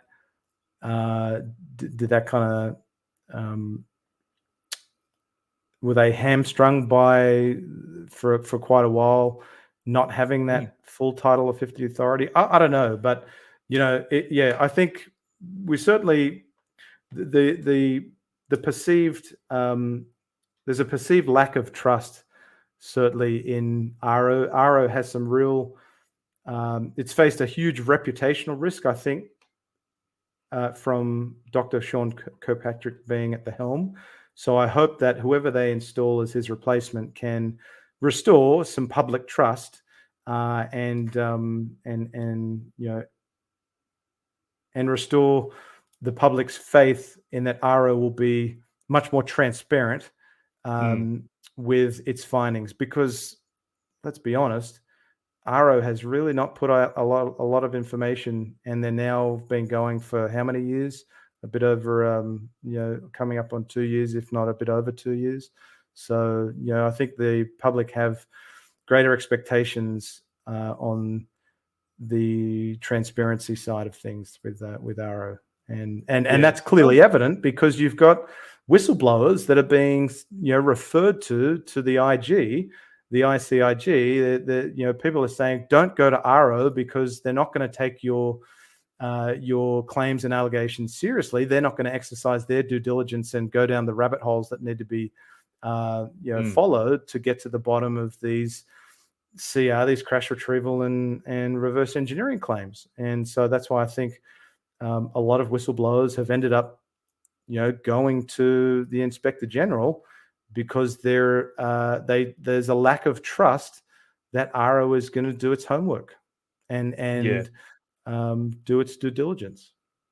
It sort of makes it feel like maybe Aero is just a forefront there just to appease the public, saying, hey, yeah, look, we're looking into it, but we're not really going to tell you anything. Yep. just to put that out there. It's just because like you're saying, like how much has failed from Aero to go and present itself there, and just anything that they seem to be doing at the moment with regarding to any release of information, it just seems to be like it's half-assed. No, well, look, where's volume 1 of the historical cases that Sean Kirkpatrick said he was, planning to get out into before Roswell he or left? something, wasn't he? Yeah, going back to 1948, I think volume 1 and 2, there's going to be historical cases, analysis and review, and then you've got a lot of the modern stuff. I think it was 2 volumes. Where's volume 1? He said it was going to be released before he left ARO. We're still waiting on it, So just time and time again, it's the same old stuff that delays, lack of information, lack of transparency. It just does not bode well for public trust. And that's what ARO has, a real credibility issue at the moment because of those things, unfortunately, because of Dr. Sean Kirkpatrick. I think was ARO set up to fail from day one? Quite possibly, because you got someone like his former boss, Ronald Moultrie, who's, he and Scott Bray testified before Congress in May of 2022 and brought very, very little to the table. Ronald Moultrie was the one that signed ARO's checks initially. And, in April of last year, Dr. Sean Kirkpatrick said he had a strategic plan that he had drafted ready to go, and it was waiting to be signed off by Ronald Moultrie. So, Ronald Moultrie should be hauled over the hot coals and really questioned on, well, why did it take so long under your leadership? And for Kirkpatrick as your direct report, why did it take you so long to sign off on a website? Why did it take you so long to sign off on a strategic plan for ARO? Why is it taking you so long to sign off on a communication strategy? which there is still none for ARO. So there's a lot of questions that need to be asked of those that, the gatekeepers, if you will, in the Pentagon. And I think Ronald Moultrie has a hell of a lot to answer for ARO's performance. Yeah, there's a lot of people that need to be taken up for accountability on the lack of everything that's been promised to us, that sort of regard. It's frustrating, it's people, all these promises, the world's, like, especially the UFO community in general, all these promises, like, we've been getting promises all these years, all these decades, and still nothing is getting presented. No, And and yet, I've learned, we're almost on a yeah, breakthrough, and yet still nothing is there. It's like just at the bottleneck there, and like, people are claiming, this year's going to be amazing, or everything's going to be released this year or next year, but it's like we've been hearing that for years. Like, everyone's tired of it. it's a hard pill to swallow, but I've learned to manage my expectations. I think Yeah, I going don't in, expect much at all. yeah, I mean, I think going in, a lot of people had high hopes and high expectations for ARO because they've been pushing so hard for there to be an investigatory body on UAP in the US, above and beyond. The UAP task force was temporary, then you had AIMSOG, which was a farce, and then ARO, and how many naming convention iterations did ARO go through? At one point it was ASRO, then it was Astro, and then they landed on Yeah. ARO. So people had some really genuine expectations for ARO to deliver, and I think it's just been a miserable disappointment. So I suspect a lot of others have now learned the hard way to manage our expectations, and when there is something exciting on the horizon, don't get too excited about it. Yeah. Manage your expectations is what I would say. That's it. And that's where, like, everyone's so, like, reliant on Ross and Jeremy to be going through there, pushing through this information and breakthroughs. But Yeah. yet we're still getting nothing much out of them either. And that's where I think a lot of people. That's where you're saying, like, people they're getting the hate for it. 'Cause, they're our, what would you call them? The forefront, the front line, basically. Well, they've developed a network of trusted sources. A lot of people entrust Jeremy, George, Ross with their information because they know that they're never at risk of being exposed as the source. To what extent, how much information is being revealed to those guys that then they have to try and corroborate, because they're not just hearing it from one person. They've got to corroborate it across a number of different sources before they can report on it, if they're allowed to report on it, if it's something that they're permitted to share publicly, and that goes back to the sources and methods and Yeah. capabilities, vulnerabilities we talked about before. But I mean, again, comes back to what we kind of heard last year, and with Carl Nell, that popped out of nowhere as someone that was backing a lot of David Grush's claims, and then for him to appear kind of out of the blue at the Sol Foundation as a speaker with a controlled disclosure plan. I mean, that's something that no one had kind of ever anticipated before until we heard about it through people that attended the Sol Foundation. So that's what I'm hopeful for. I'm hopeful for in 2024 that there are more whistleblowers and primary witnesses that come forward, whether that's publicly to the same degree that David Grush has. Fantastic.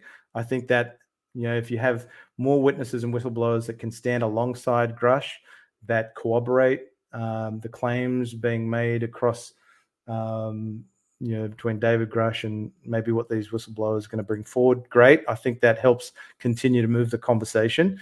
And, I think if there is continued obfuscation and lack of transparency from the US Department of Defense, I think you're going to get probably more leaks like the leaks that we've seen thus far that Jeremy Corbell has put out. Now, what's frustrating is the quality of those leaks. It ain't that great. No. The quality of the footage that we've all seen to date. Tic Tac, Tic Tac, Gimbal, Go Fast, the Mosul Orb, the jellyfish, the chandelier. I mean, if you believe what and think of him what you will, Hal Puthoff has said in an interview with Eric Weinstein and Jesse Michaels that the US government has, high fidelity, high quality data that's 4K comparable, and we're seeing scraps of footage that Infrared is, shit. we're seeing black and white grainy footage that's been dumbed down in resolution, so it's harder to make out anything. It's not clear. There's no it's poor resolution. You can't discern a whole lot from the videos that have been made publicly available today. Now, to credit to many folks are certainly doing their due diligence and trying, like Scott that was here before. There's another gentleman, the Choller, and you've got Marek on Camp, who's done some great work on gimbal as well. So that there are people that are trying to do the best they can with what they have on what's been made available to the general public. Yeah. But at face value, it's not that impressive.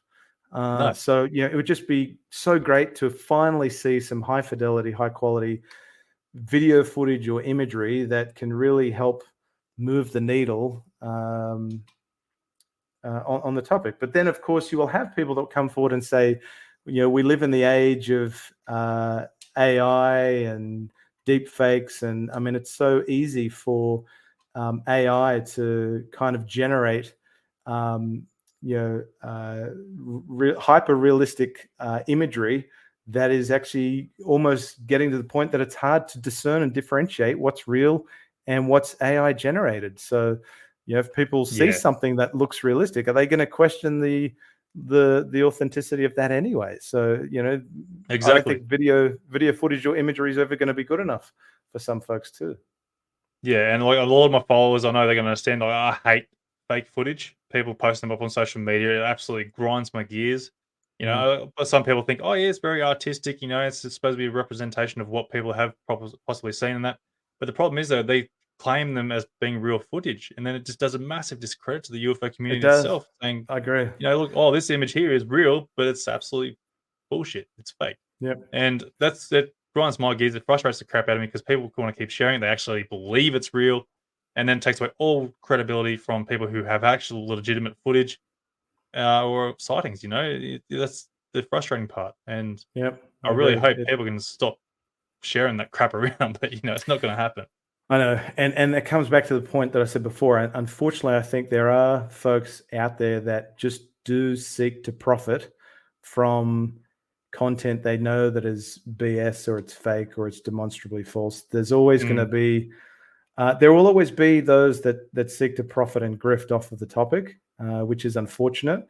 But if you're, and I think it's always worthwhile calling out those or challenging those that put out questionable content, and then just ignoring them, muting them, blocking them, whatever you need to do so it doesn't appear in your feed, and you can just get to what's important to you, which, if it's experience, a testimony, if it's footage that you've captured or family, friends, colleagues have captured that's interesting, or advocating for greater engagement at a government level, like I'm doing, or just engaging in conversation, respectful conversation on the topic. Do what's important to you, and try your best to separate the chaff from the weeds, and ignore what's not serving you or is of value.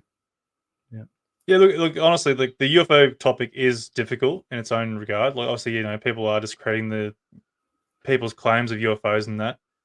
People are trying, put up fake stuff there, or people are trying to explain they've had an encounter which is easily misidentified.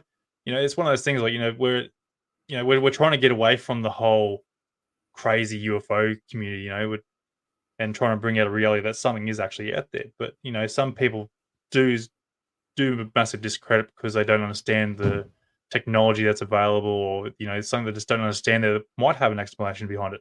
And it's not to say, like, not saying that they're the crazy people, but there are some people who are, will try and claim anything that is they see it as a UFO.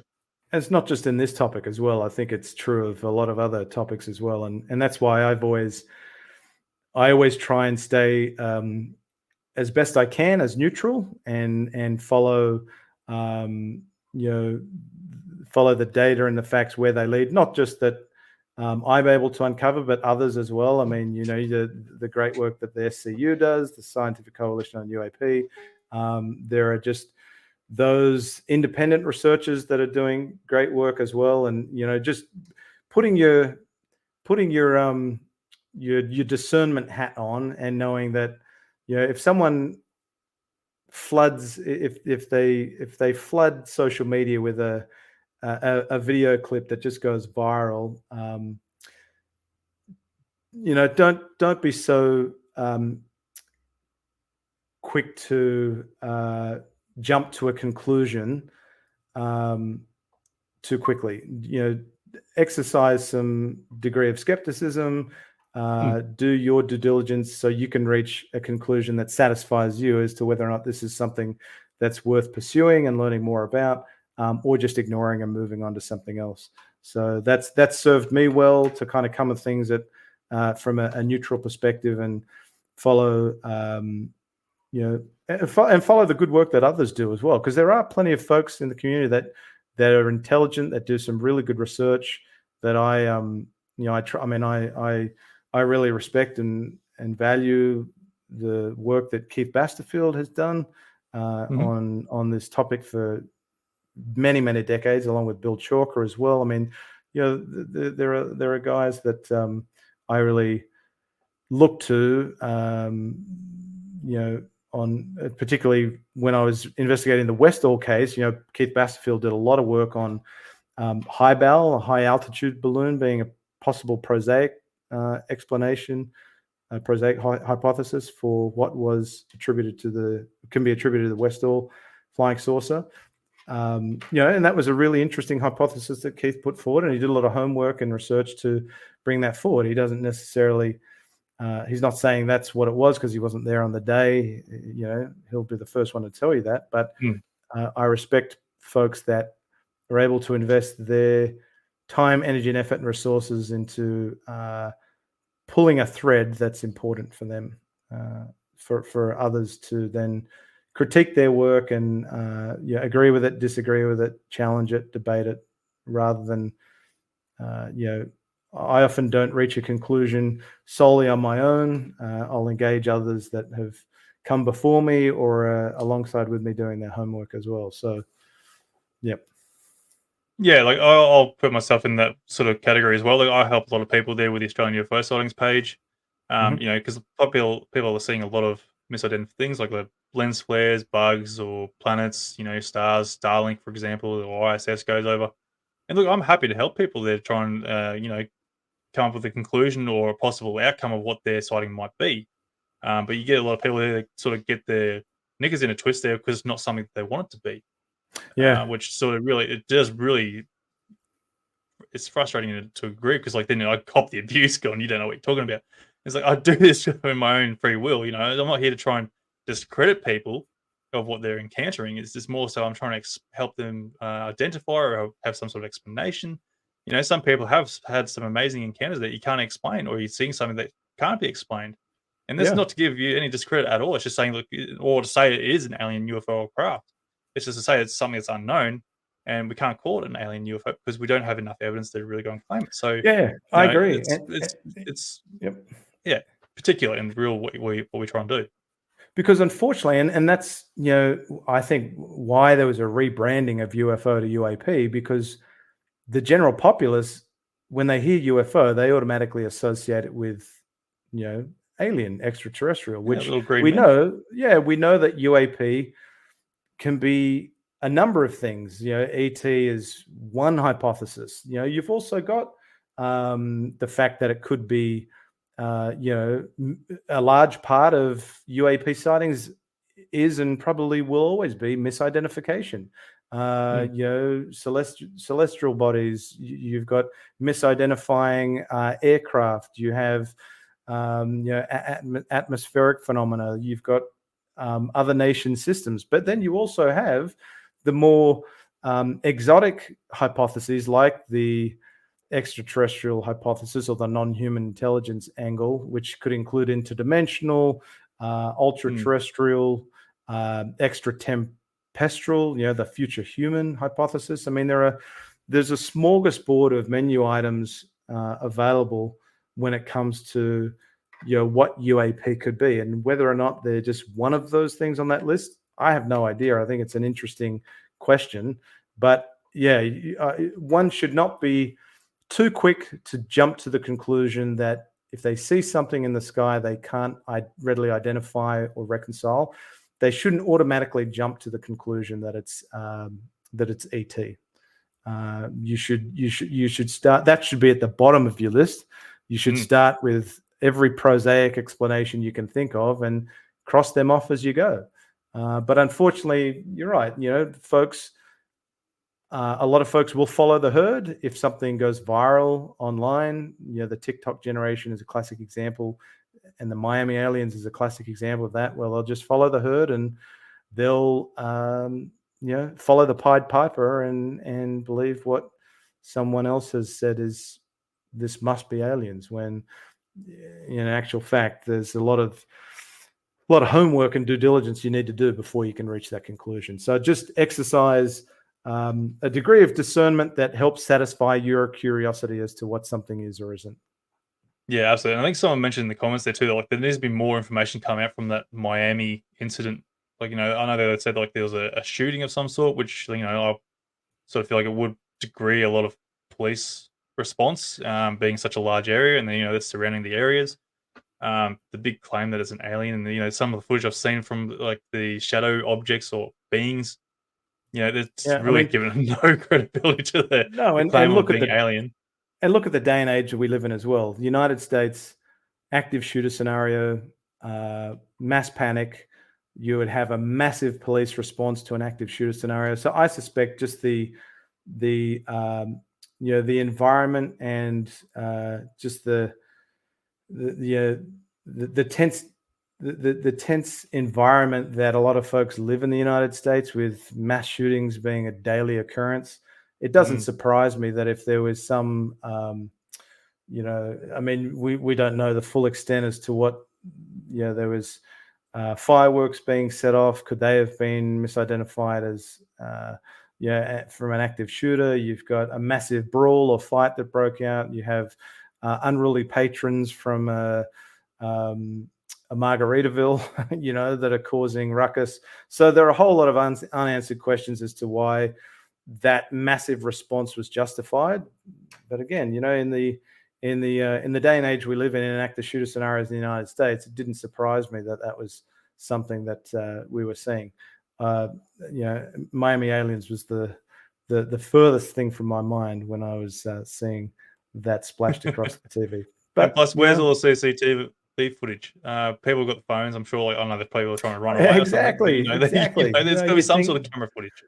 Yeah, so people just need to, I think, be a little bit more skeptical and exercise a bit more discernment rather than following the herd, following the Pied Piper, and don't hate me for saying it, but an effort to be less gullible and just accept something as reality and as true, when point in fact, that's not how you should reach a conclusion. You should, go through a rigorous process of being able to validate, corroborate, information from on the ground and different sources. So that's, and it's just unfortunate that there are people on social media that will take advantage of that when something goes viral, because in the TikTok age, you get remunerated, you get rewarded, you're monetized based on the number of views that you get on your channel, like YouTube monetization is, but TikTok is a very different, beast that I'm not really fully engaged on. But I think that's what was happening. I think that you had a lot of people with channels on TikTok with big audiences. They saw it as a cash cow. They went to town trying to make a buck out of it, and that's really unfortunate and does a disservice to the UAP community and those that take it seriously and want to further the conversation and get real answers to questions that are important to them. So that's Yeah. where I kind of sit on But it. in saying that too, though, like you got to keep an open mind that the possibility could have been there that the aliens were there, and this could be a massive government True, cover up as they're well known 100%. for. And And so, look, yeah, absolutely. But show us some data that yeah, will suggest that as a plausible um, explanation. And we never saw any of it. We saw, we saw footage that had been purposely manipulated. We had, mm, someone coming out with these claims that this is what they saw, and then they backtracked and said I wasn't even in Miami, but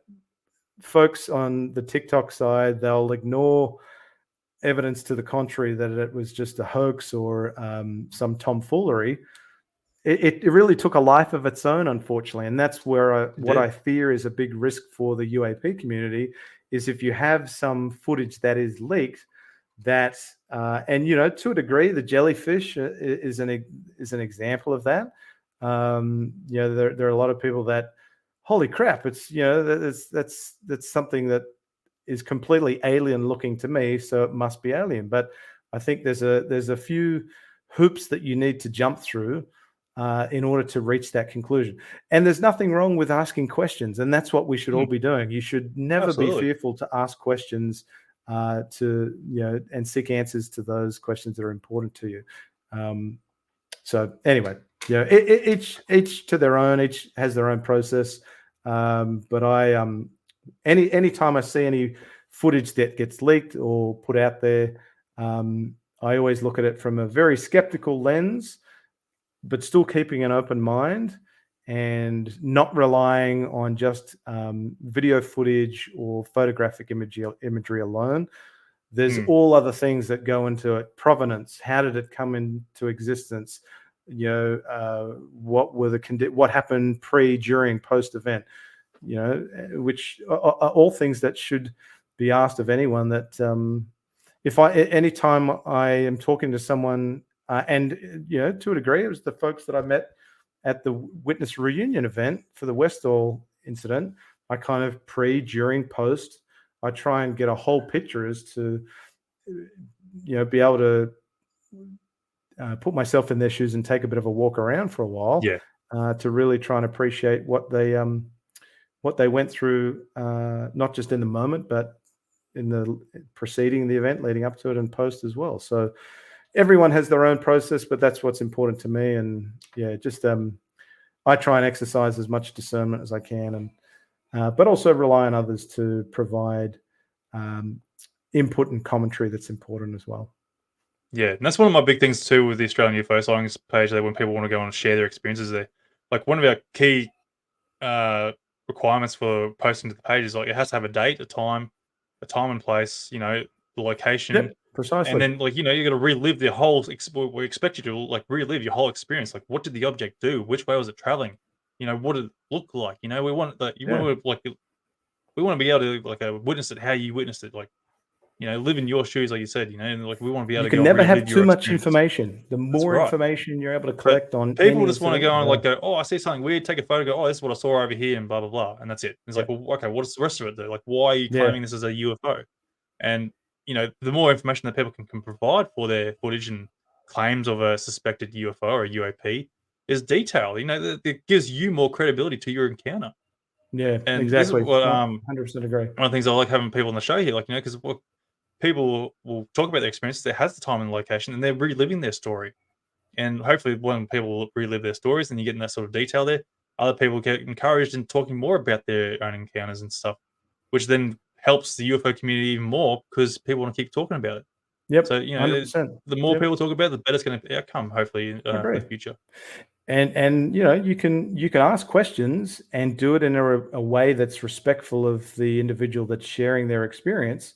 It's not about me believing you or not believing you. It's about presenting the information that was available to you during pre-post, and me digesting that information and you know drawing my own conclusions as to, wow, that sounds like it was really something that was quite extraordinary.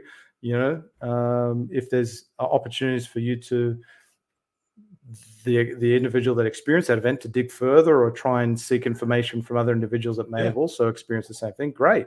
So, it's not my experience, it's their experience, but I can certainly try and, ask questions that will help me better assess to my own satisfaction, what it is they're sharing with me so I can draw my own conclusions. It's not about, if I believe you or if I don't believe you. I've had many conversations with folks that have seen something that they can't explain. It's not my job to judge what they've experienced. All I can do is hear what they've got to say, and then what I do with that information is entirely up to me. It's not my job to then make a recommendation or say I believe you, I don't believe you. I think thank you for sharing that with me. If it's important to you, be great if you could, seek more information. Yeah, absolutely. So now we're just going back through the comments here. Oh, Triffin's there joined the comments. I don't know if he's still here now or not, but he's asked the question. I may have to run, my friend, shortly because I think my little one is calling for me again. So that's all right, mate. I wasn't going to hold you much longer there, mate, because just going to quickly throw a couple of questions at you. Triffin has jumped in there going, is there any particular footage evidence that has come out recently that people should pay attention to? Look, not that I'm aware of. I mean, look, so. it's great that folks are asking questions about the jellyfish footage that Jeremy Corbell's put out, about the chandelier footage. I think the gimbal footage is still one that is not fully resolved to this day. I mean, I think NASA tried to reach a conclusion on gimbal, but my understanding is they didn't take into account the wind speed for the gimbal event. So, gimbal is one that I think there's still some unanswered questions that haven't been answered. But I leave it to more intelligent minds to do that work, because I would be the last person you would want to turn to have a stab at the mathematics or the optics of some footage, because it's just not my wheelhouse. But I certainly find the gimbal to be very interesting. Yeah, absolutely. I feel we deserve the rest of the footage that's come from that too. Like, we only got a little snippet of it here. Yeah, I mean, there's alleged. It's rumored that there's another 3-4 minutes. Why has if so, why hasn't that been released? Yeah, what's that got to do with national security when you're already showing us the footage? Exactly. And a quick one, mate, before we finish up here, mate. Glenn's got in the comments there. Can you state your position on UAPs? Skeptic or believer that UAP exists? We're not alone. He's also jumped in the comments there saying, if you are passive on the UAP issue, you have no right to be a commentator on it. So yeah. Look, I will say that I think UAP is a real phenomenon. I think there is a there to UAP. I think UAP, can be attributed to misidentification, and in most cases it probably is. But I don't care about the 99% of UAP that are explainable as something that's prosaic or something that's misidentified.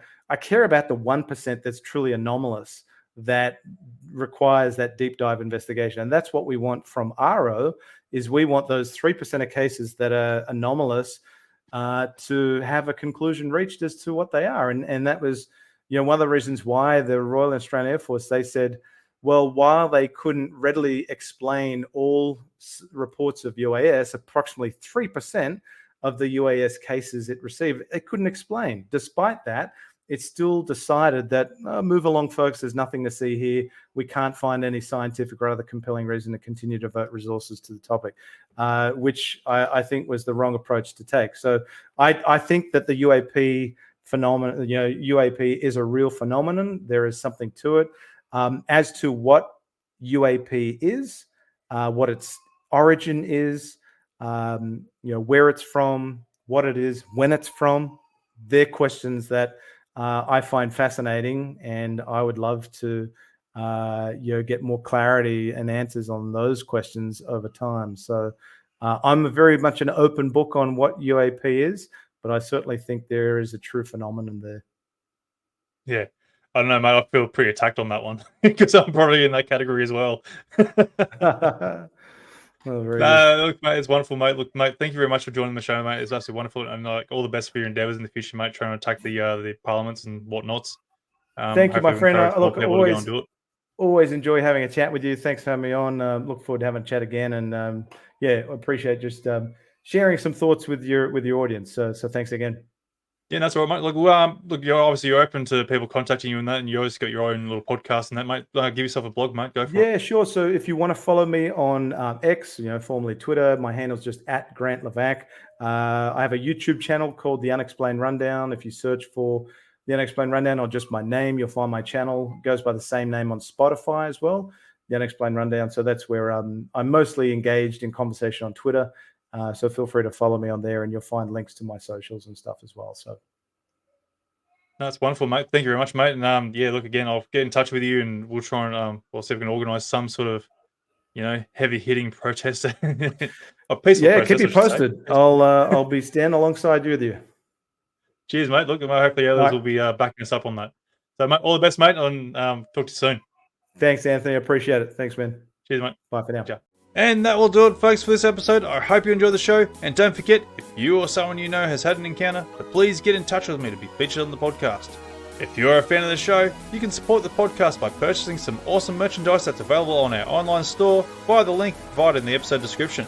So thanks for tuning in, and I look forward to seeing you on the next Encounter Down Under. Hooroo!